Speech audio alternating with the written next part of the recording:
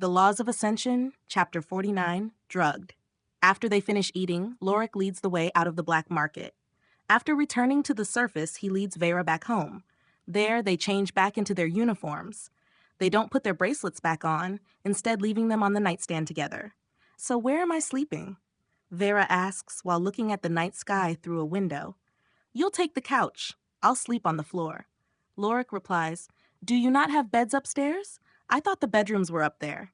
Vera asks while looking at the staircase. They are, but there's no beds. I sold them all. The black market wasn't my first choice to pay off the debt, but the furniture didn't sell for enough, Lorik says before Vera sits on the couch. He turns the lights off, plunging the room into darkness. The curtains are blackout and closed, so the streetlights don't leak in. As Vera lays on the couch, her mind wanders.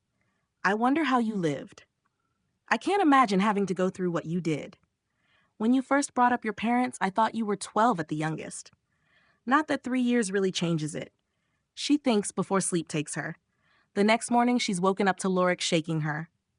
Wake up, Vera, he says before tickling her feet. She jumps up and falls off the couch. What, Lorik? She half shouts as he laughs.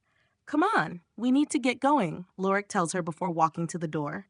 She grabs her bracelet before following him out. So when are you planning on telling Master? Vera asks after he locks the door. Right now. Well, when we get to the castle. Lorik replies with a sigh. Do you want me to come with you? Vera asks as they start walking toward the castle.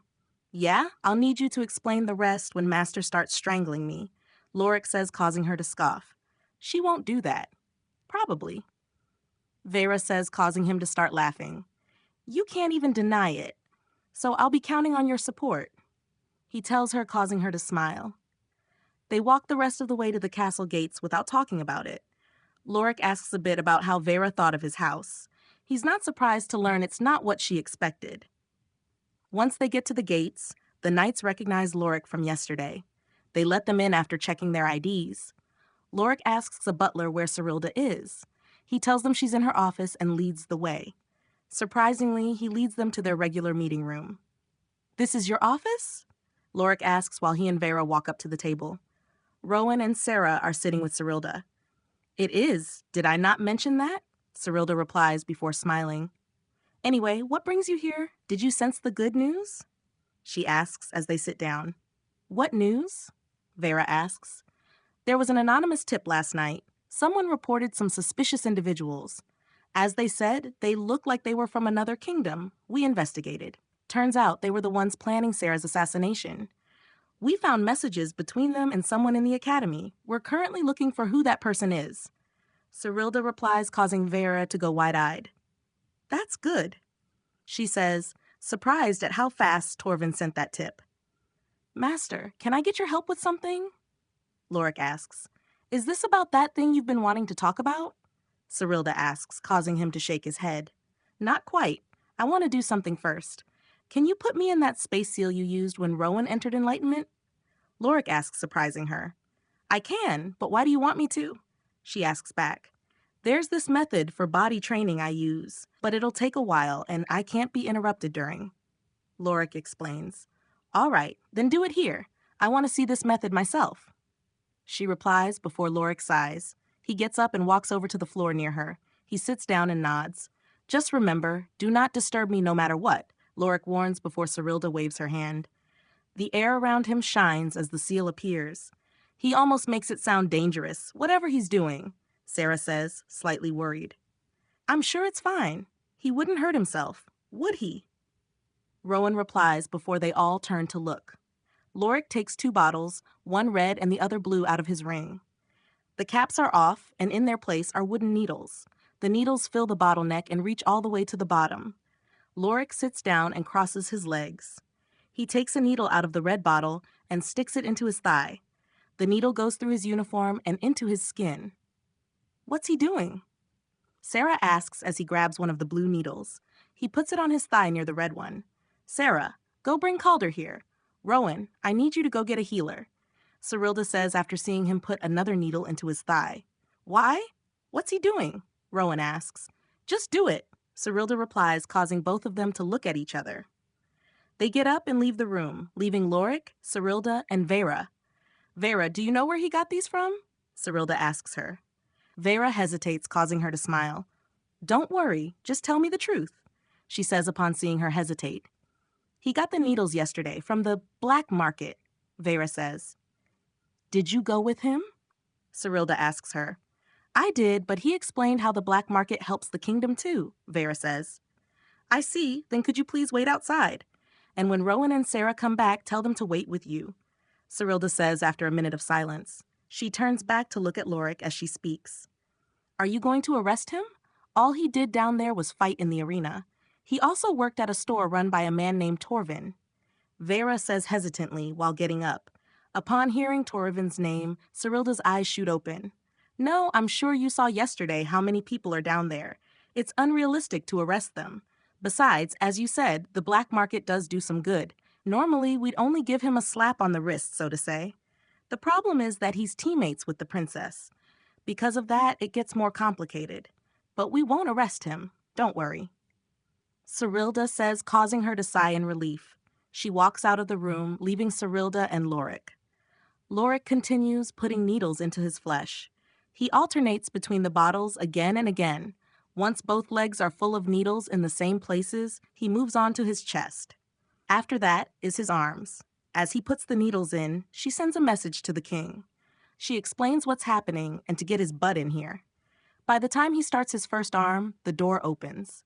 Calder walks in, flanked by a man wearing a white and green robe. You called?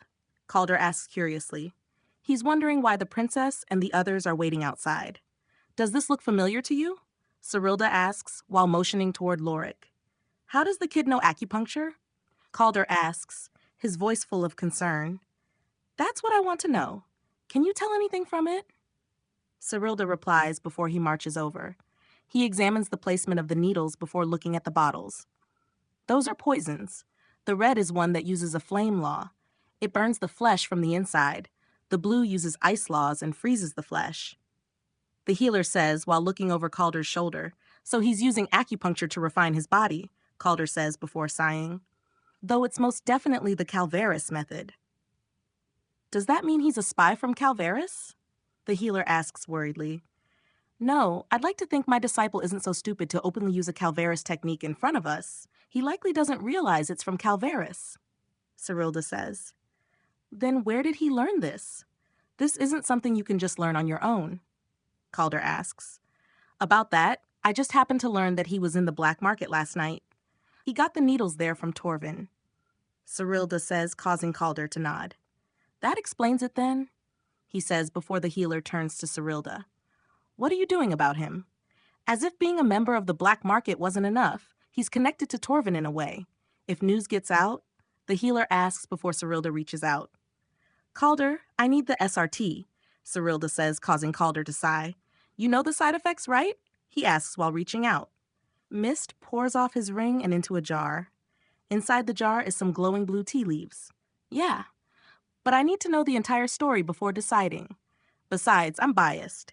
I like the kid, so I don't want to send him to jail, she says while taking the leaves. She pulls out a kettle, heated with soul power, and heats up some water. Once it's done, she takes out 2 teapots. She fills one with the glowing tea leaves and the other with regular tea leaves. She then adds the water before waiting. The king enters the room after a few minutes, and Cyrilda catches him up. At that point, Lorik's done putting in needles. He then just sits there and waits. An hour later, he coughs up blood, moving for the first time. He starts ripping the needles out before drinking 2 bottles. Both are full of a clear liquid. Once he's done, he opens his eyes and turns his head. When Lorik sees the king and Calder, he gets worried. Cyrilda drops the seal, and the healer treats him. The second teapot is gone, and 6 cups of tea are on the table. Only one of them is blue. The others are brown. Thank you, Lorik says before the healer bows and leaves. Send the others in on your way out, Calder, Cyrilda says, causing Calder to nod before leaving.